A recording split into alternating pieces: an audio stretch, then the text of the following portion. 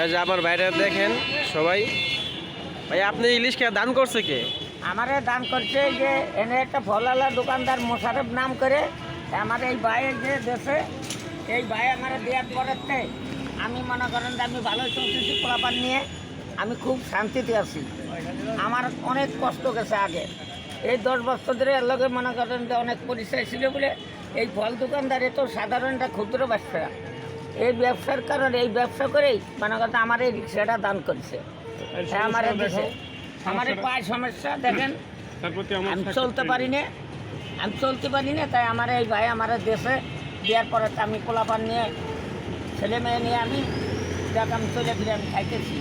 আচ্ছা মোশাররফ ভাই, আপনি এলাকে কি বুঝে এই গাড়ির আপনি উপকার দিলেন? ভাইয়া হয়তো আমিও গরিব মানুষ, অতটা ধনী না। ওনার এই পাউডার সমস্যা, উনি আগে মানুষের কাছে হাত পাতত ছেলে মেয়ে সব নিয়ে, ওনার ওয়াইফ উনি আরও ছোটো ছোটো বাচ্চা নিয়ে তখন আমার দোকানে আসতো।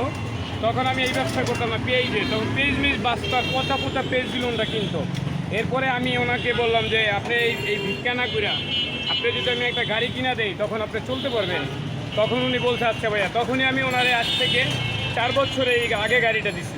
তাই মাঝে মাঝে উনি আমার এখানে আসে। মানুষ হয়তো এই যে ওনার কিন্তু পায়ের সমস্যাটা ভাইয়া, এই যে দেখেন এই পাওটা কিন্তু ওনার সমস্যা, ওনার বউ ছেলে মেয়ে নিয়ে কিন্তু আমার এখানে আসতো আগে।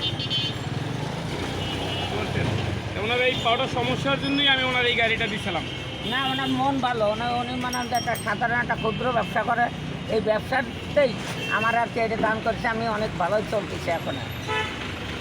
ভাইয়া আমাদের মাঝে অনেকেই অসহায় মানুষ যারা আছেন, হয়তো আমি তো ধনী না, আমার চেয়েও অনেক ভালো ভালো মানুষ যারা আছেন তারা কিন্তু অসহায় মানুষের পাশে থাকবেন। দেখেন এই লোকটা কিন্তু যারা নাকি অসহায় মানুষ যখন ছিল কিন্তু তার ছেলে মেয়ে নিয়ে ভিক্ষা করতো, তখন আমি ওইটা না কইরা ওনাকে আমি এই গাড়িটা কিনে দিচ্ছি। তাই আমাদের মাঝে এরকম অনেক পয়সাওয়ালা আছেন যারা অসহায় মানুষের পাশে দাঁড়াইবেন। ভাইয়া ভিডিও যদি ভালো লাগে আমার চ্যানেলটাকে সাবস্ক্রাইব করে দেবেন।